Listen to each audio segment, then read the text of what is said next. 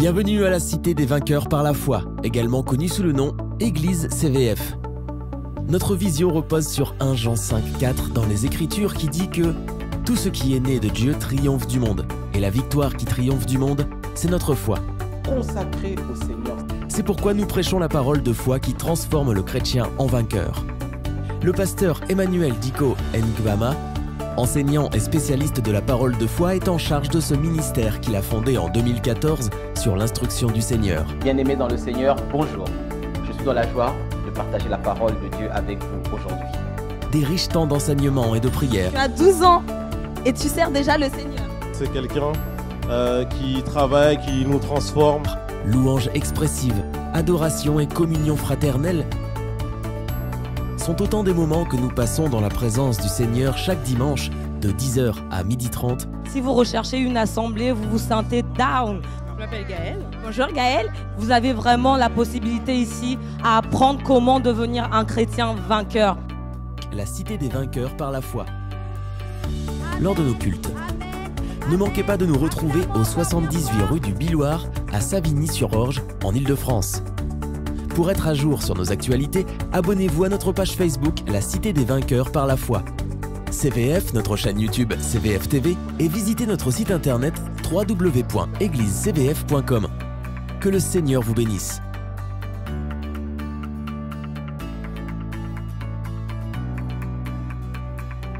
Nous croyons que tu donnes, Seigneur.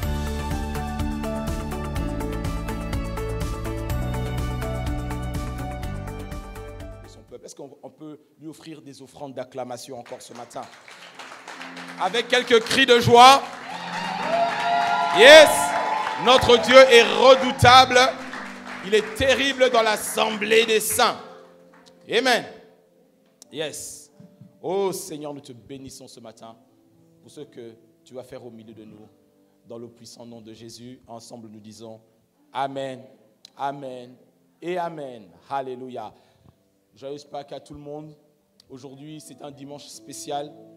Nous célébrons celui qui est ressuscité, notre Seigneur, notre Roi. Il est sorti du tombeau. Il est vainqueur pour toujours. Yes. Ce matin, nous continuons notre série d'enseignements. Comment vivre par la foi. Dimanche dernier, on a vu la différence qu'il y avait entre croire et avoir la foi. Ce matin, je sens l'onction du Saint-Esprit et c'est un dimanche spécial. Je vais essayer d'aller droit au but et j'invite ceux qui n'étaient pas là dimanche dernier à revoir le replay pour qu'on puisse gagner du temps, n'est-ce pas? Est-ce que je peux dire à quelqu'un replay? S'il n'est pas abonné, dis-lui s'abonne-toi.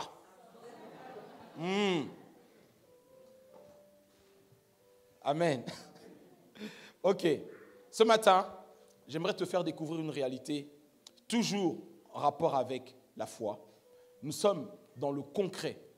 Nous sommes dans la foi pratique pour pouvoir justement avoir des résultats concrets. On a vu la semaine passée quelqu'un qui disait « Moi j'ai la foi, mais il n'y a pas d'œuvre. Mais moi par tes œuvres, je vais te démontrer que j'ai quoi? La foi. » Amen, amen. Et ce matin, le Saint-Esprit, dans ce matin de Pâques, veut insuffler dans le cœur de celui qui m'écoute ce matin, réveiller quelque chose d'extraordinaire qui s'appelle le courage. Dis avec moi le courage. Dis avec moi la foi. C'est le courage. La foi égale courage. Amen. Amen. Tu ne peux pas dissocier quelqu'un qui marche par la foi avec quelqu'un qui est courageux. Maintenant, il existe le courage naturel. Il existe le courage intellectuel qui font que des gens se sacrifient pour une cause politique, se sacrifient pour des pauvres, pour la Croix-Rouge, pour SIDAction. Est-ce qu'on se comprend? Il y a des gens qui peuvent partir en mission pour soigner les handicapés, pour soigner tout ça. C'est un courage intellectuel, moral. Mais moi, je te parle ce matin de la foi. La foi est esprit. Et je vais te démontrer que le courage, selon Dieu, est esprit. C'est ça qui fait que la foi remporte toutes les batailles. Est-ce que tu me comprends ce matin? Amen, amen. Alors, définissons rapidement les choses et on va rentrer dans le vif du sujet. Le mot courage revient énormément dans la Bible. Énormément. Et je vais te démontrer que quelqu'un qui vit par la foi, c'est quelqu'un qui est courageux. Et qu'un chrétien, par définition, est quelqu'un de courageux. Pourquoi? Parce que la foi, c'est le courage. Et le mot courage, en hébreu, se dit hazak. Hazak signifie littéralement être fort. Dis avec moi, être fort. La Bible confond, mélange la force et le courage. Et c'est une réalité biblique. Le Seigneur a besoin, dans ces temps d'apostasie, que son peuple ne baisse plus la tête. Le Seigneur a besoin que son peuple ne soit plus au bas de l'échelle. Mais il a besoin d'hommes et de femmes courageux pour aller de l'avant. Est-ce qu'on se comprend? Alors, mon dictionnaire biblique dit ceci.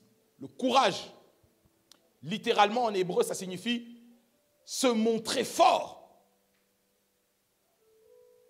Le courage, la définition poursuit, c'est la force de caractère qui permet aux chrétiens d'affronter le danger. C'est la force de caractère qui permet aux chrétiens d'affronter la souffrance, les revers et les circonstances difficiles. Est-ce qu'on comprend mieux? En d'autres termes, s'il n'y a pas de courage, il n'y a pas de victoire sur le monde. Je reprends la définition. Hazak, en hébreu, ça signifie se montrer fort. Parce que notre Dieu est fort.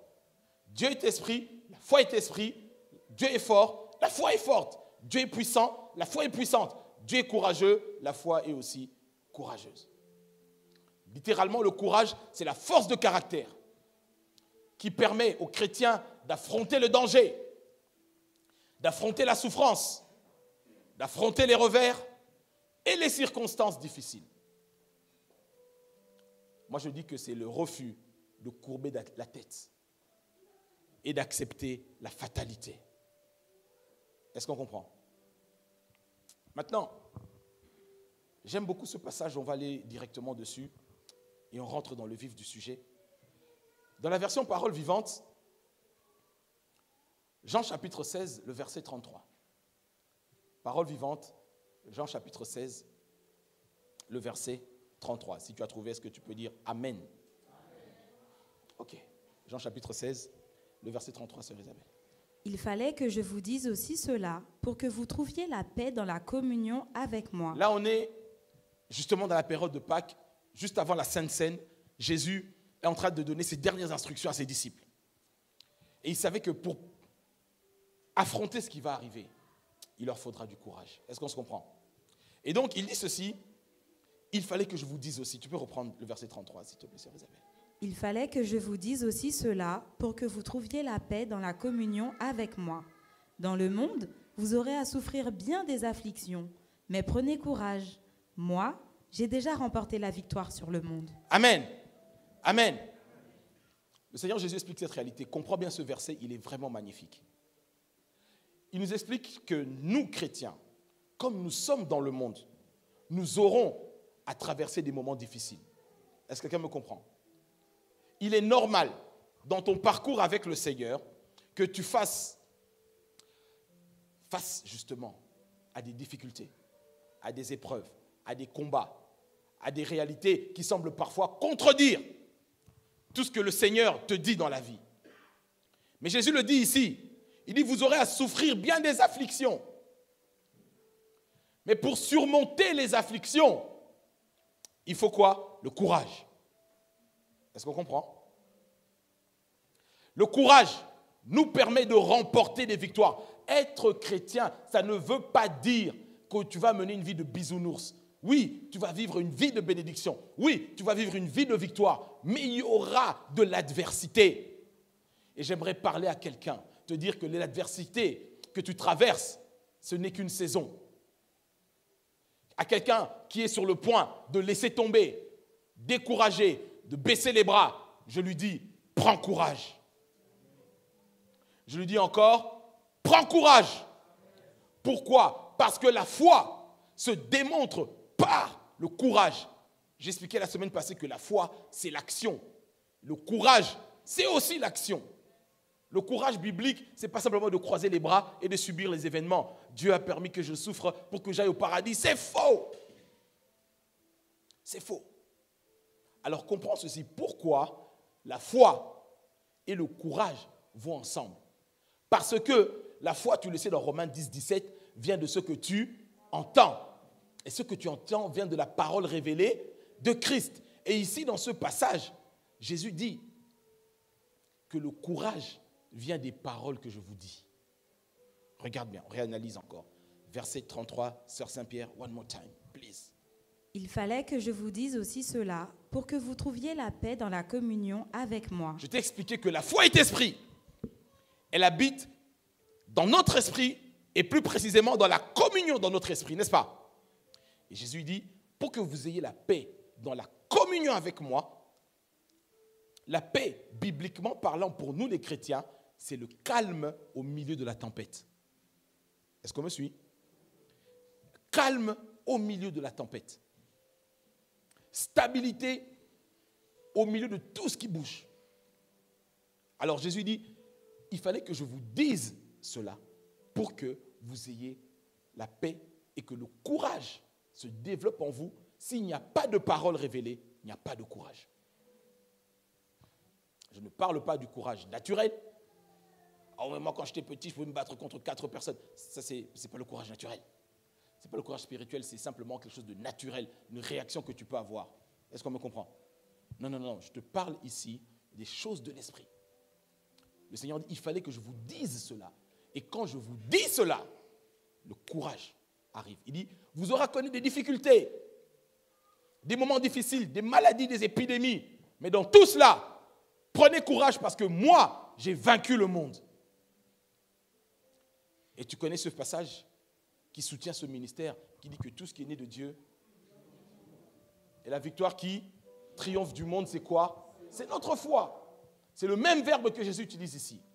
Donc, ça veut dire que si la foi vient de ce que tu entends, le courage vient de ce que tu entends. Et si la foi, c'est la victoire qui a vaincu le monde, et Jésus dit, courage, j'ai vaincu le monde, alors foi égale courage. Est-ce que le peuple de Dieu est toujours avec moi? Des moments difficiles, tu peux les traverser. Mais la clé, c'est d'avoir la révélation des paroles qui viennent de la bouche de Dieu. Souviens-toi de David, lorsque, après 12 ans de combat, de persécution par Saül, il arrive presque au bout du tunnel. Il part se battre, on vient, on prend femmes, enfants et tout le monde, n'est-ce pas? 1 Samuel, chapitre 32, verset 6 uniquement, dans la version Parole de vie. 1 Samuel, chapitre 30, le verset 6. La Bible dit quoi? 1 Samuel 30, verset 6. David se trouve dans une situation très difficile. En effet, ces hommes parlent de le tuer à coups de pierre. Chacun est triste et lui en veut en pensant à ses enfants et à ses filles. Ok, écoute-moi bien. Je parle à quelqu'un ce matin. Tu te trouves dans une situation très difficile. Il y a des gens qui parlent contre toi, à tort ou à raison.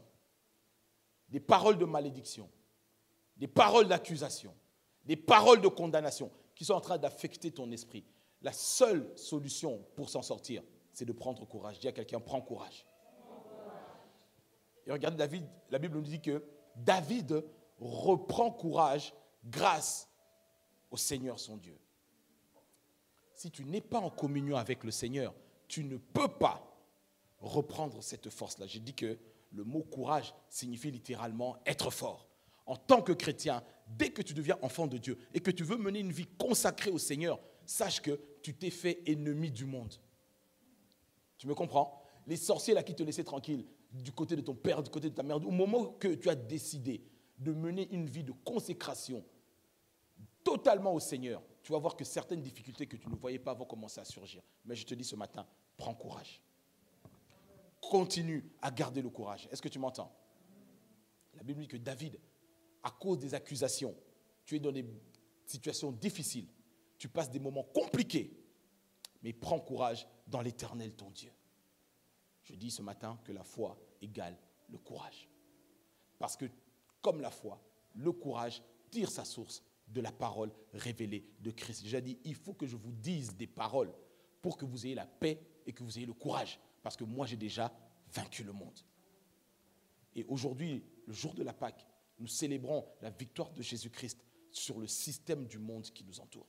quelles que soient les paroles d'accusation, les paroles de condamnation que ton père a pu prononcer contre toi, que ta mère a pu prononcer contre toi. Ce matin de Pâques, c'est ta matinée de liberté. Et je veux dire à quelqu'un, prends courage, garde la foi, continue à avancer au nom de Jésus. Si tu reçois cela, est-ce que tu peux encore dire Amen, Amen et Amen très fort? La Bible nous dit ceci. Jésus-Christ, c'est le lion de la tribu de Juda. Et dans le livre de Proverbes, la Bible qualifie le lion d'une caractéristique spéciale. Le lion, ce n'est pas l'animal le plus puissant de la nature. L'éléphant est plus grand, il peut pousser plus, il peut porter plus. Mais ce qui fait que le lion soit craint de tous les animaux, que ce soit les éléphants, les hippopotames ou les crocodiles, c'est parce que le lion est courageux. Est-ce qu'on me comprend? Proverbe 30, note ça, peut-être que tu ne connaissais pas ce passage, mais note le Proverbe 30.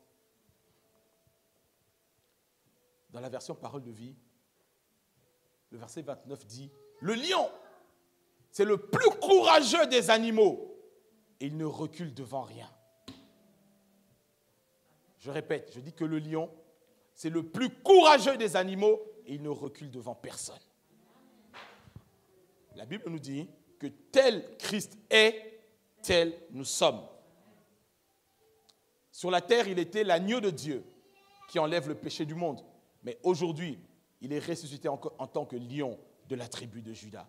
Et tel il est aujourd'hui, tel tu es. Dis à quelqu'un, réveille le lion. Ce n'est pas la force, c'est le courage du lion qui fait que la nature entière craint le lion. Est-ce qu'on est toujours ensemble? Le courage, c'est la démonstration matérielle et visible de ta foi qui se repose sur la parole révélée de Dieu. Et la Bible est remplie d'exemples. Et ce matin, je veux doper la foi de quelqu'un. On traverse une période mondiale compliquée, une période d'apostasie. Mais ce que le Seigneur attend de nous ce matin, c'est que nous gardions le courage. Je dis à quelqu'un, ne lâche pas, n'abandonne pas. Quel que soit le pronostic vital qu'on a pu prononcer sur toi, garde courage. Même si c'est un avis d'expulsion, garde le courage. Ça permet à la puissance de Dieu de continuer à agir dans ta vie. Est-ce que quelqu'un est toujours avec moi? Jacques chapitre 5 nous parle d'un personnage, un des personnages les plus importants de l'Ancien Testament, c'est le prophète Élie. Jacques chapitre 5 dans la version Parole vivante, s'il te plaît, le verset 17 et 18. Élie, par exemple, était un homme comme nous, soumis aux mêmes sentiments et aux mêmes expériences. Dis à quelqu'un, le prophète Élie était un homme comme moi. Est-ce qu'on se comprend? Oui, ma sœur, un homme comme toi. Amen, amen. On nous dit qu'il était soumis aux mêmes sentiments et aux mêmes expériences. Mais ce qui m'intéresse, c'est la phrase suivante. Écoute bien. Il pria avec ferveur pour qu'il ne pleuve pas, et, effectivement, pendant 3 ans et demi, il ne tomba pas de pluie sur la terre. Amen. Ici, la Bible dit qu'il a prié avec ferveur. Le courage te donne la capacité d'affronter les autorités. Je dis que le monde spirituel, quand il voit un enfant de Dieu rempli de la foi, qui parle la langue, qui vit une vie de prière correcte, quand il te voit, il voit le lion de la tribu de Juda au-dedans de toi. Et la Bible dit que le lion, sa caractéristique première, c'est le plus courageux de tous les animaux. Est-ce qu'on me suit? Et donc, ici, on nous dit que Élie a prié avec ferveur. Et quand on se replonge dans le contexte, ça se trouve dans 1 roi, le verset 17. Le roi Akab représente les dominations, les principautés, les choses méchantes qui sont en train d'étrangler et d'étouffer ta famille. Mais Élie, rempli de foi et de courage, arrive devant le roi et il commence à lui parler. Est-ce qu'on me suit? Garde en connexion Jacques, chapitre 5, plonge avec moi dans 1 roi 17, premier verset, je suis dans la version Parole de vie. La Bible nous dit que Élie le Tishbite, c'est-à-dire du village de Tchibé, il arrive devant le roi et il lui parle directement, sans protocole. Pourquoi? Parce que spirituellement, Élie était au-dessus. N'oubliez pas que le roi Akab, son épouse Jézabel, elle avait un bac plus 7 en sorcellerie. Une maîtrise en sorcellerie, comme on dit chez moi. Est-ce qu'on comprend? Mais Élie avait le courage et l'audace de venir parler devant le roi. Et écoute bien comment il parle. Par le Seigneur vivant, par le Dieu d'Israël que je sers, je l'affirme. Pendant plusieurs années, il n'y aura pas de rosée et pas de pluie, sauf si je le commande. Ah. Comment tu peux arriver comme ça, devant des gens qui, tu sais, qui maîtrisent la sorcellerie, la magie, toutes ces choses-là? Tu dis, sur ma parole, terminez vos histoires. Ah, dis avec moi, courage. D'autres diront folie, mais nous, c'est la foi. Est-ce qu'on est ensemble? Mais ce qui est frappant, Élie dit, je vais parler au nom de l'Éternel devant qui je me tiens. C'est très important. Tu ne te tiens pas devant Dieu, fuis. Je répète, tu ne te tiens pas devant Dieu, fuis. Parce que eux là, ils sont bien armés. Est-ce que quelqu'un me comprend? Je parle de courage ce matin. Ce dimanche de Pâques va booster ta foi pour continuer à courir et à combattre le bon combat. Élie a dit, l'Éternel devant qui je me tiens, il n'y aura plus de pluie. Tu as la capacité en tant qu'enfant de Dieu d'arrêter la main de l'ennemi dans ta vie, dans ta famille, dans ta maison, à cause de la parole que tu entends ce matin. Mais il faut que tu aies le courage d'ouvrir ta bouche et de vivre cette parole. Trop de chrétiens subissent les événements. Trop de chrétiens sont des victimes. Mais ce temps-là est terminé. Je répète, je dis ce temps-là est terminé. Et tu remarqueras, Jacques dit que Élie, un homme comme toi et moi, il a prié avec ferveur. Non, il a déclaré. Ça veut dire la prière fervente égale la déclaration. Est-ce qu'on me comprend? Il était tellement rempli. En fait, il n'a fait qu'appliquer le circuit de la foi. Il dit, je me tiens devant Dieu. C'est-à-dire qu'il se nourrit de la présence de Dieu. Et quand il parle devant les gens, la bouche, le cœur et la bouche. Est-ce qu'on me comprend? Élie était capable de se tenir comme ça. Et le courage ouvre la porte au surnaturel de Dieu dans ta vie. Tu veux vivre le surnaturel? Nourris-toi de la parole de foi. C'est la capacité à affronter les dangers et les obstacles avec témérité et audace. Tu pourras te lever et dire, vous les sorciers là, tous les vaudouisants de ma famille, à partir de maintenant, vous tous, c'est la stérilité. Sauf si je dis le contraire. Et tu claques la porte et tu pars comme un prince. Mais la condition, c'est de te tenir devant Dieu. Est-ce que quelqu'un me suit? C'est important. Il a dit, l'Éternel devant qui je me tiens. Tu dois être sûr de ta communion avec Dieu. Je ne parle pas de ta relation, je parle de ta communion. C'est la communion qui donne la force. Jésus a dit, je vous dis ces paroles pour que vous ayez cette assurance, la communion en moi. Alors, prenez courage. Si tu es sûr de ta communion avec Dieu, le médecin peut venir dire, voilà, il vous reste 6 mois à vivre. Tu dis, hé, je refuse ça. Rendez-vous dans 1 an. Tu claques la porte et tu pars. Est-ce que quelqu'un me comprend? Dis avec moi le courage. Dis avec moi la force. La Bible dit que Élie a prié avec ferveur. Il a ordonné. Et j'aime bien dans la version parole de vie ici, il a dit, sauf si je le commande. N'aie pas peur de commander, ma sœur. Parce que la foi parle aux éléments. Tu es capable de dire, il n'y aura jamais de pénurie dans cette maison, sauf si je le commande. C'est ça la foi. Il n'y aura jamais de stérilité dans ma maison, sauf si je le commande. Il n'y aura jamais de précarité dans cette maison, tant que j'y habite. Est-ce qu'on me suit?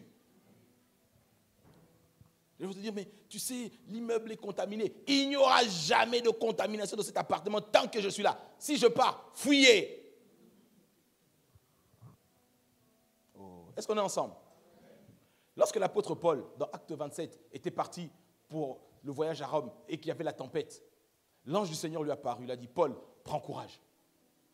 Dieu a vu ta communion et à cause de cela, le bateau, tous ceux qui sont là ne vont pas mourir à cause de toi. Ils étaient tous en train de déprimer. Paul est apparu, leur a dit, écoutez, le Dieu que je sers m'est apparu. Il m'a dit, à cause de moi, vous tous vous êtes sauvés, alors n'ayez plus peur, commencez à manger. C'est de cette foi-là que je parle. Je veux que tu vives cette foi-là. Nous ne sommes pas des religieux, des spiritueux, des superstitieux. Non. Nous vivons et nous marchons par la foi. Dis à quelqu'un, la foi égale le courage. Lorsque la pluie est revenue, dans 1 Roi 18, je te dis que le courage ouvre la porte au surnaturel. J'aime à dire que le courage de la foi provoque la main de Dieu. Lorsque la pluie est revenue, après que Élie ait prié, tu remarqueras que lorsqu'on a dit prier normalement, il est allé plusieurs fois faire des allers-retours. Mais la prière fervente, il a juste commandé, n'est-ce pas? Maintenant, regarde bien ceci. Moi, j'aime trop ce passage. Le verset 45. Toujours dans la version Parole de vie, sœur Isabelle, s'il te plaît. Le ciel devient de plus en plus sombre à cause des nuages poussés par le vent. Donc, on est 3 ans et demi après qu'il ait commandé, n'est-ce pas? Il a prié, la pluie revient. Ensuite, regardez bien. Une pluie violente. Une pluie violente se met à tomber. Akab monte sur son char et il part pour Israël. Le Seigneur remplit Élie de force. Alors, il attache ses vêtements pour partir. Il court devant le char d'Akab jusqu'à l'entrée d'Israël. Écoute bien le verset 46. Le Seigneur remplit Élie de force. Ok? Élie commence à courir devant le char du roi. Déjà, le roi avait les meilleurs chevaux, les meilleurs chars. Il a commencé à courir devant le char du roi jusqu'à la ville d'Israël, distance 27 km. Et un cheval court en moyenne 35-40 km/h. Oh, est-ce qu'on est ensemble? Moi, je crois au surnaturel. Est-ce qu'on me comprend? Au lieu de chercher les Avengers, les premiers héros sont là. 27 km, c'est-à-dire qu'ici jusqu'à Paris-Centre, lui, il est sur son cheval, toi, tu cours à pied, tu cours plus vite que le cheval. Mais pourquoi? Parce qu'il était rempli de force. Il était rempli de courage. Il était rempli d'audace. Je dis que le surnaturel commence à fonctionner sur ta vie à partir de maintenant, dans le nom puissant de Jésus-Christ. Souviens-toi de David. Lorsque Saül et toute l'armée est en train de trembler devant Goliath, Saül lui dit, mais tu n'es qu'un enfant. Comment tu peux te battre contre ce guerrier qui est depuis sa jeunesse préparé? David a dit, oh. Je me souviens, quand j'étais seul avec les brebis de mon père. Dis avec moi le courage. 1 Samuel 17. 1 Samuel 17, le verset 34, toujours dans la version, tu peux prendre parole de vie, s'il te plaît. Alors David dit, quand je regarde les moutons de mon père, si un lion ou un autre animal sauvage vient et prend un mouton du troupeau, je cours derrière lui, je le frappe et j'arrache le mouton de sa gueule. Et s'il vient contre moi, je le saisis à la gorge et je le tue. Voilà comment je fais pour tuer les lions et les autres animaux sauvages. Je vais faire la même chose à ce Philistin non circoncis qui a insulté l'armée du Dieu vivant. Le Seigneur me protège des griffes du lion et des autres animaux sauvages. Il va aussi me protéger des attaques de ce Philistin. Amen. David dit, j'ai expérimenté. Dieu m'a appris le courage dans le secret. Tu comprends? Il m'a appris le courage dans le secret. Alors maintenant, je vais le démontrer publiquement. Le Dieu qui était avec moi dans le secret, il va encore le faire ici. Écoute-moi très bien. Si tu veux avoir une foi qui accomplit des exploits en public, tu dois être capable de le remporter déjà en privé. En d'autres termes, si tu veux avoir une foi qui écrase le cancer, toute forme de pathologie autre, tu dois déjà être capable d'exercer ta foi pour guérir un simple mal de tête. Est-ce qu'on comprend ça? Si tu n'es pas capable d'exercer ta foi pour être guéri d'un rhume, tu ne pourras pas l'exercer contre la leucémie. si tu n'as pas l'habitude de vivre la réalité de la foi contre la grippe, tu ne pourras pas lutter contre le corona. C'est pour ça que beaucoup de chrétiens tombent parce qu'ils ne vivent pas ces victoires-là en secret. Le courage, c'est la capacité de refuser la fatalité sur la base de la parole de Dieu pour toi. Tu dis non, ça ne m'arrivera pas. Non, je ne mourrai pas, je vivrai. Et tu l'exprimes par ton action. Est-ce qu'on me comprend? C'est très important. Dans l'Ancien Testament, lorsqu'on parle de la notion de courage, la Bible parle beaucoup du moment où Dieu commande à son peuple d'être courageux dans des situations de bataille et de guerre. Beaucoup de passages qui parlent de cela. À chaque fois, Dieu leur dit, soyez courageux, soyez forts. On peut lire Deutéronome 31, verset 6, second 21, s'il te plaît, sœur Isabelle. Deutéronome, chapitre 31, verset 6, le verset 7 aussi, s'il te plaît. Ok. Fortifiez-vous et prenez courage. N'ayez pas peur et ne soyez pas effrayés devant eux, car l'Éternel, ton Dieu, marchera lui-même avec toi. Amen. À chaque fois qu'on parle de courage, c'est pour surmonter la peur. Pourquoi? Parce que la peur est un esprit. Est-ce qu'on me suit? Et je vais toujours expliquer que le contraire de la foi, ce n'est pas le doute. Le contraire de la foi, c'est la peur. La peur et la foi fonctionnent sur les mêmes réalités spirituelles. Et en ce matin de Pâques, le message que le Seigneur a pour toi, c'est prends courage. Montre-toi forte, montre-toi fort, révèle et reflète l'image du Christ qui est au-dedans de toi. Est-ce que le peuple est toujours avec moi? Lorsque le Nouveau Testament nous parle de la notion de courage, il nous parle de la démonstration de notre foi en Jésus-Christ.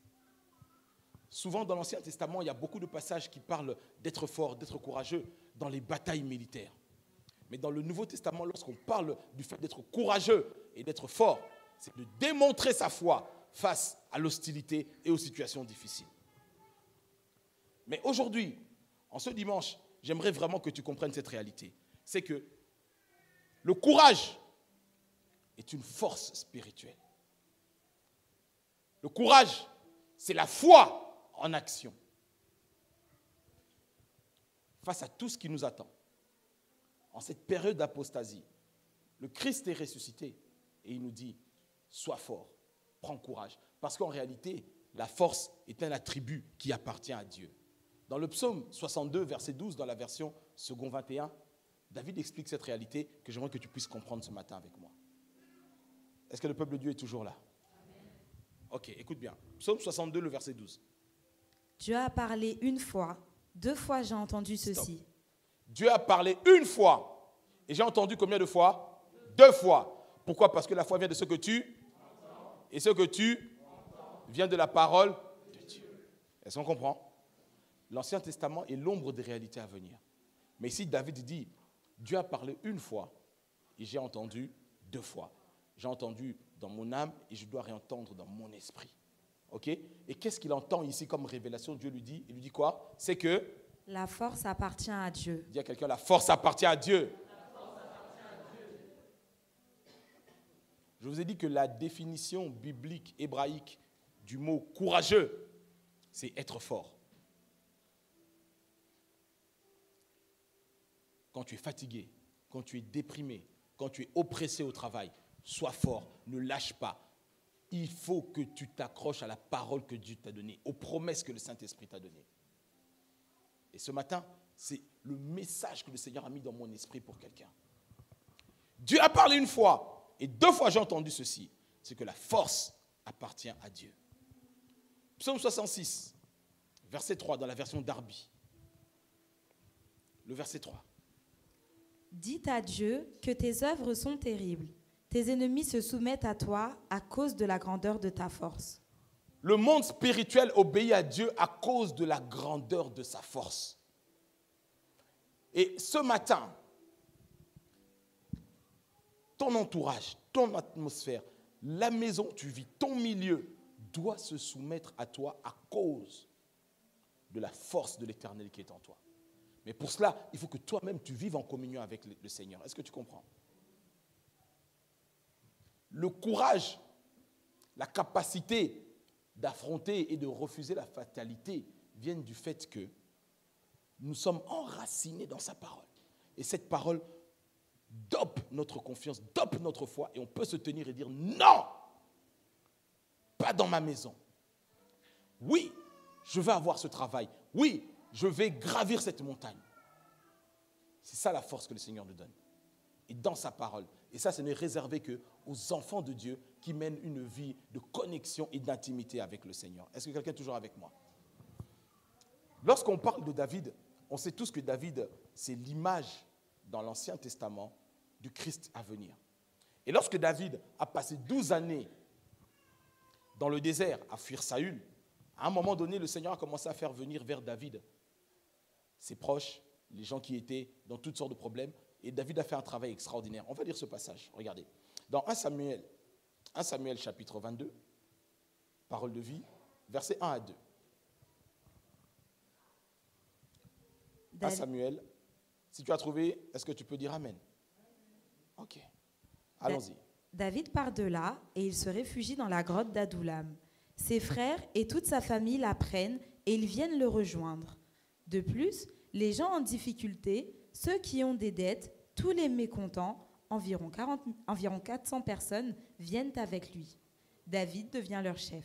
On nous dit que David, dans le désert, les gens qui viennent à David sont des gens qui ont des problèmes.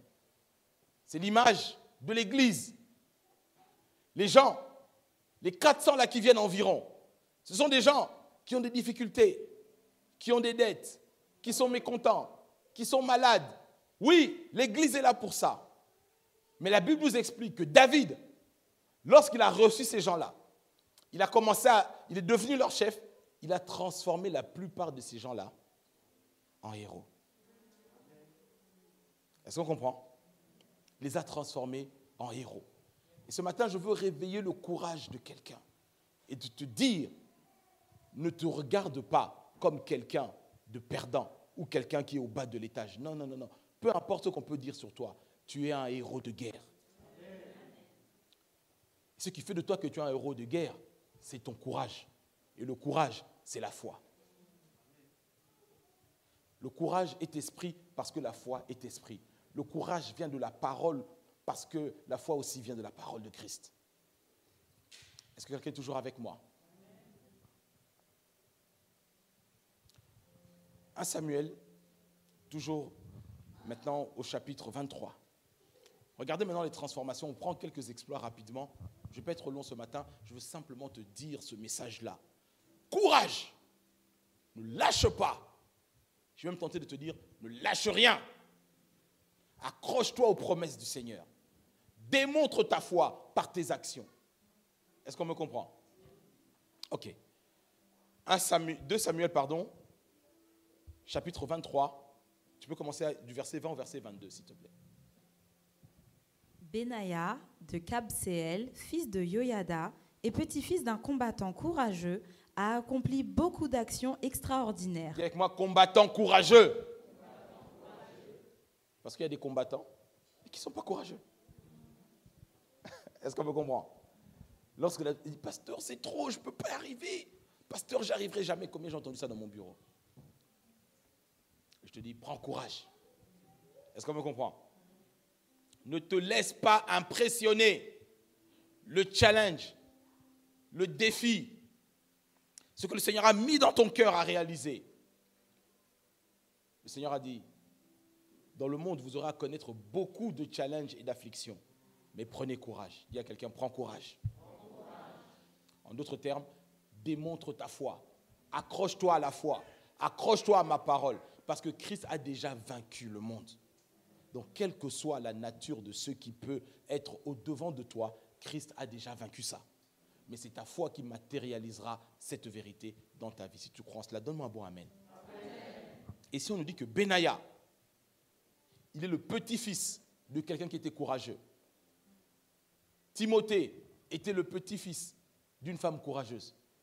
Paul dit, la foi, Timothée, que je vois en toi était déjà présente dans la vie de ta mère, dans la vie de ta grand-mère aussi. Et ici, on nous dit que le courage que Benaïa montre était déjà dans son père et dans son grand-père. Dis à quelqu'un, le courage est transmissible. Dis-le aussi, la foi est transmissible. Amen. Mais tu peux aussi dire que la peur est transmissible. Oh, tu sais, dans notre famille, on est prudent. Non, vous êtes des trouillards. Il faut oser marcher par la foi. Est-ce qu'on me comprend? Oh, tu sais, il faut être prudent. Les lendemains, on m'a toujours appris. Un moment investi pour réussir. Est-ce qu'on me comprend? Ah oui. Et donc, regardez Benaïa. La Bible dit qu'il a accompli des actions extraordinaires. Moi, j'aime trop l'exemple que j'ai donné du prophète Élie tout à l'heure. Rempli de courage et de force du Saint-Esprit. Il a commencé à courir devant le cheval du roi pendant 27 kilomètres. Le roi a dû se dire, mais ce monsieur est étrange. Parce que déjà, il est venu me crier dessus. Il a bloqué tout le pays pendant 3 ans et demi. Il a dit, sauf si je le commande. Est-ce qu'on comprend? Le même monsieur réapparaît, il court devant les chevaux. Il dit, ce monsieur est bizarre quand même. Amen. Ok, écoute bien. On est à extraordinaire, sœur Isabelle. C'est lui. C'est lui qui a tué les 2 combattants courageux de Moab. C'est lui aussi qui est descendu dans une citerne un jour où il neigeait. Et là, il a tué un lion. Dans une citerne, il n'y a pas d'échappatoire. Dans un puits, tu ne peux pas fuir. Donc le lion est déjà fâché, il est là-dedans. Maintenant, toi, si tu descends, lui et toi, face à face. Dis avec moi le courage. Il faut être capable d'affronter certaines situations et les régler une fois pour toutes. C'est ça le courage. La foi se démontre comme ça. Arrête de repousser. Arrête de repousser. Sois comme Benaïa, tu rentres dans le puits et tu traites. Est-ce qu'on se comprend? Je pars en parabole, mais je pense que quelqu'un me comprend bien. Ok. Et là, il a tué un lion. Verset 21. C'est encore lui qui a tué un Égyptien immense armé d'une lance. Il l'a attaqué avec un bâton, il lui a arraché sa lance et s'en est servi pour le tuer. Donc, lui, il avait un bâton. L'Égyptien était comme Goliath.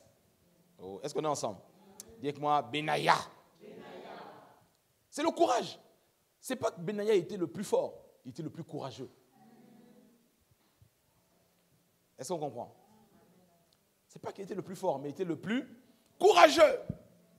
Et le courage libère une force et impressionne le camp de l'ennemi. L'Égyptien était plus armé et plus grand que lui avec un bâton. Encore une fois, ici, c'est l'image du bâton de Dieu que Moïse avait. Le bâton représente l'autorité divine. Même si ils ont des armes, nous, on a l'autorité de la parole de Dieu. Est-ce qu'on comprend? Donc, parle à l'Égyptien qui sera devant toi avec l'autorité que te donne la parole de Dieu. Amen, amen. Le courage, c'est ça. Et je sais aujourd'hui que le Saint-Esprit est en train de déposer, pendant que je suis en train de parler là, l'esprit de foi qui est dans ce ministère, dans tous ceux qui sont en train de m'écouter ce matin. Je répète, le Saint-Esprit, pendant que je parle maintenant, dépose le même esprit de foi qui était dans la Bible, qui est en moi, qui est maintenant en toi. Si tu reçois cela, donne-moi un bon amen. Amen. Tu vas te rendre compte qu'il y a certaines situations qui te faisaient peur. Tu n'auras plus peur. Tu dis, mais d'habitude, ça, je tremblais. Non, tu ne trembles plus parce que tu as ce courage-là. Est-ce qu'on me comprend? Et on pourra même te citer dans Hébreux chapitre 11, on mettra ton nom. Alléluia.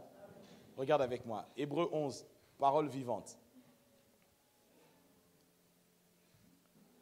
À partir du verset 32. Moi, mon rêve, c'est de dire au Seigneur, Seigneur, qu'est-ce que je peux dire encore? Les mots me manquent. Le temps me manque pour parler de la diaconesse Lydie, de la sœur Andrea, du frère Alain, Sec Laura Lucin. Dis avec moi, héros de la foi. Est-ce qu'on me suit? Le temps me manque pour parler du frère Kevin, de la sœur Erline. des héros de la foi. Regardez ce que la parole de Dieu dit. Vas-y, verset 32, sœur Isabelle. Que dirais-je encore? Le temps me manquerait si je voulais parler en détail de Gédéon, de Barak, de Samson, de Jephthé, de David, de Samuel et des prophètes. Mets ton nom aussi. Ah, toi-même est petit, c'est parce que tu n'y es pas. Mets ton nom. Amen. Le temps me manque pour parler de la sœur Gerda, de la sœur Isabelle. De tous ces gens-là, moi quand je prie, je cite vos noms pour que le Seigneur se souvienne de vous et que l'esprit de foi continue à fonctionner dans ta vie. Est-ce que tu me comprends? Ce matin, je suis plus venu encourager quelqu'un. Te dire, prends courage, ne lâche pas. Maintenant, écoute bien le verset 33. La Bible dit, par la foi. Parole vivante dit, soutenu par la foi. Regarde bien, verset 33. Soutenus par leur foi, ils ont conquis des royaumes. Je déclare ce matin que tu vas conquérir des royaumes. Conquérir, ça veut dire faire la guerre, gagner, maîtriser. Ça peut être la paix dans ton foyer, mais il faut la foi pour ça. Ça peut être le calme dans ton mariage, le succès dans la vie de tes enfants. Il faut la foi pour ça, parce qu'il y a l'adversité. Le travail que tu cherches, l'appartement que tu cherches, le pavillon que tu construis. Non, pas c'est amen.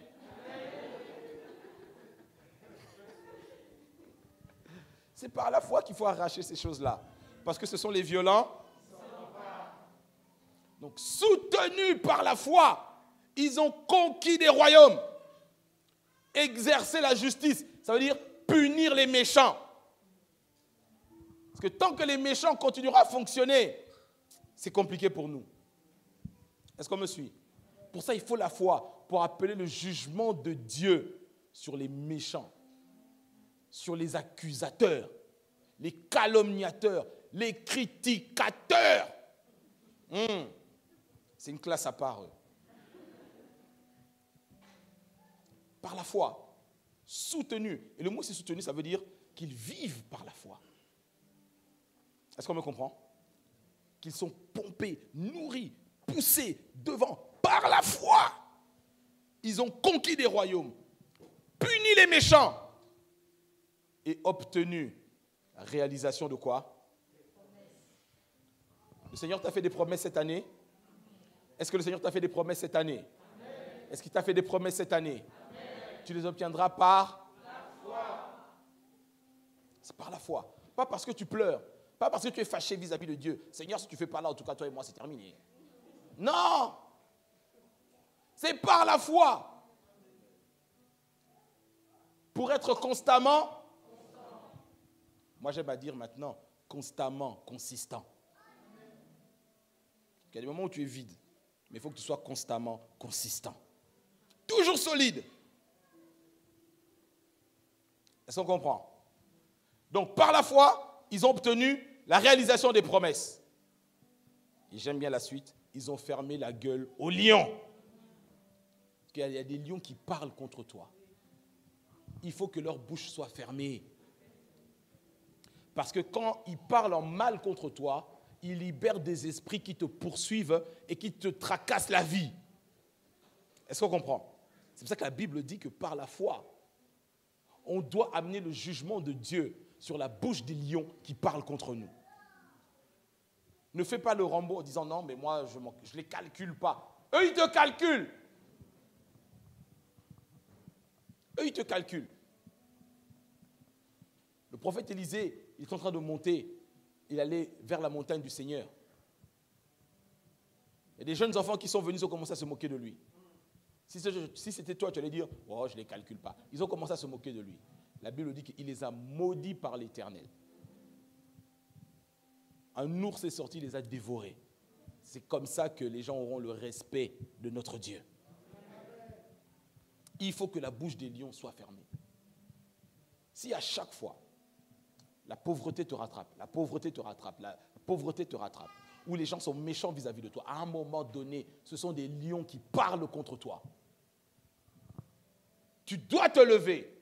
Tu dis, hey, attendez. Ici, le lion, c'est censé être moi. Hein. Tu comprends? Parce que la Bible dit que Judas est un jeune lion. Dans Genèse 49, il dit ses yeux sont rouges à cause du vin. Il a des dents grandes comme ça. Tu mets ta main sur la nuque de tes ennemis, dit Jacob, lorsqu'il a prophétisé sur Judas. Et personne ne peut les relever. Nous, nous sommes les vrais lions. Et eux, ils doivent fermer leur bouche. Mais on doit avoir le courage de leur résister. C'est pour ça que lorsque toute l'armée, dans 1 Samuel 17, tremblait de peur devant Goliath, David dit, hey, mais qui est ce monsieur qui insulte l'armée des vrais lions? Est-ce qu'on me comprend? Donc quand tu rentres chez toi, là, change de démarche. La tête bien haute. Verset 34, sœur Isabelle, s'il te plaît. Ils ont fait quoi? Soutenus par la foi, ils ont fait quoi? Verset 34. Soutenus par leur foi, ils ont conquis des royaumes, exercé la justice, obtenu la réalisation des promesses, fermé la gueule aux lions, éteint le feu ardent, échappé au tranchant de l'épée, triomphé de la maladie. Triomphé de la maladie. Triomphé de la maladie. De la pandémie, de l'épidémie, de tout ce qui se finit par I. Par la foi. Éteins le feu ardent. Ah, tu sais, au travail, c'est chaud. Éteins le feu. Pasteur, tu sais, c'est chaud aujourd'hui. Oh, c'est compliqué. Éteins le feu. Comment, pasteur? Par la foi, Suzanne.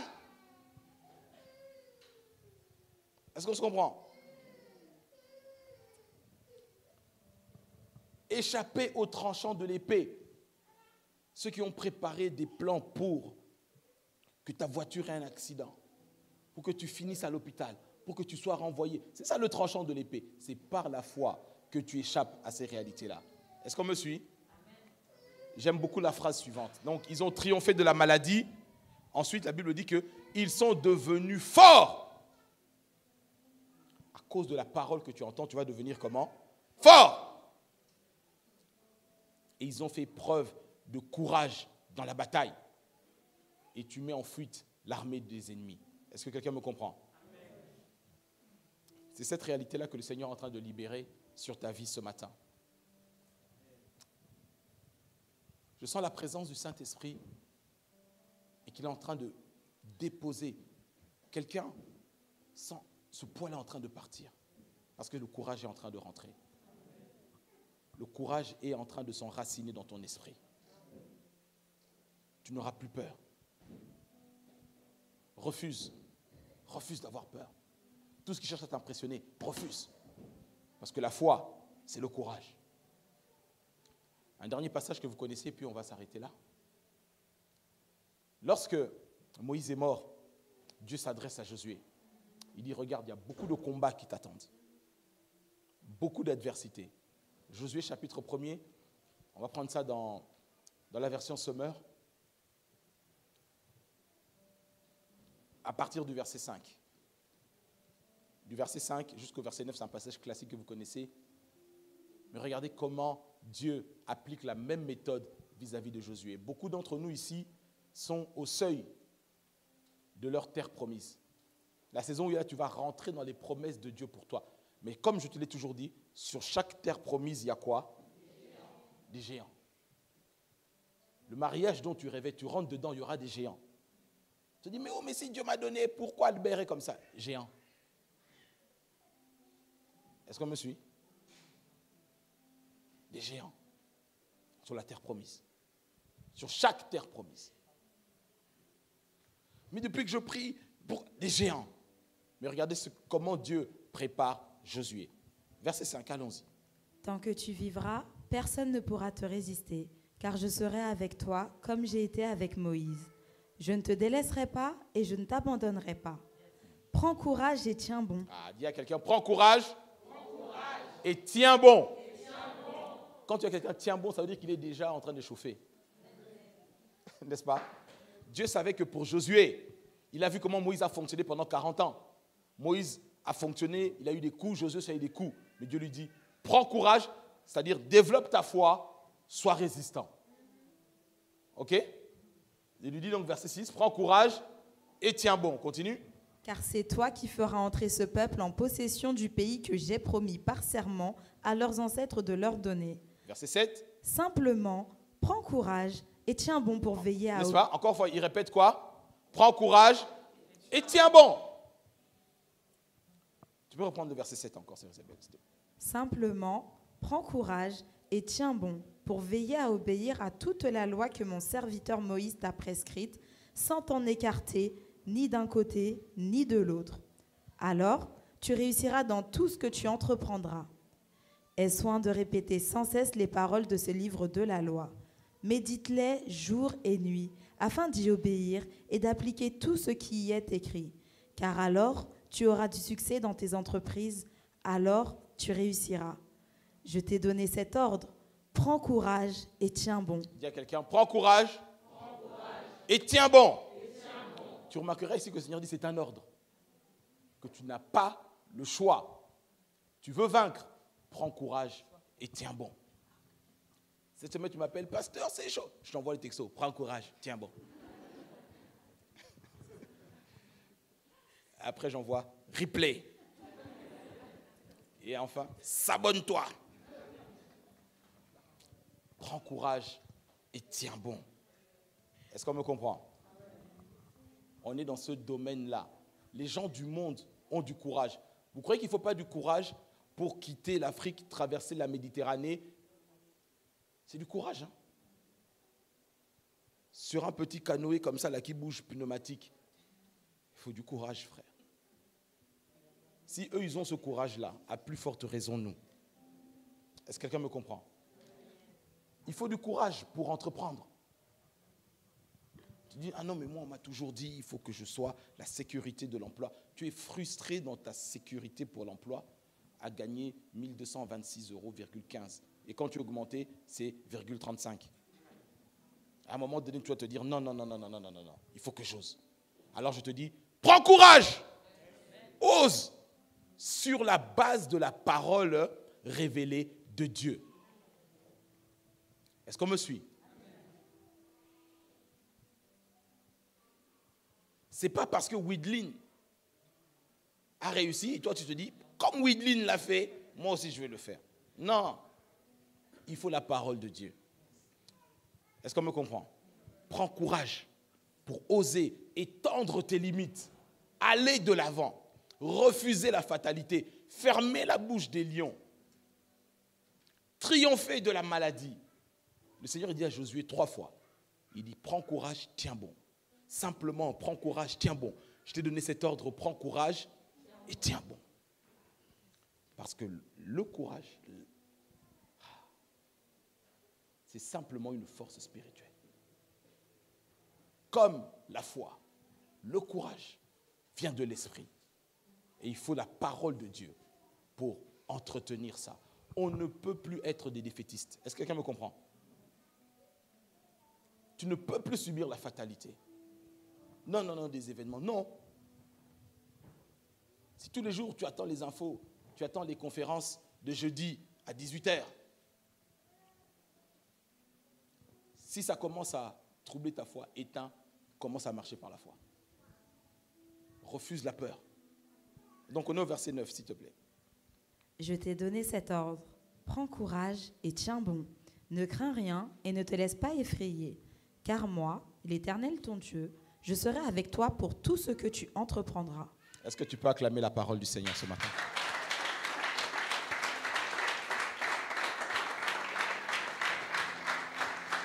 On va se mettre debout dans la présence du Seigneur.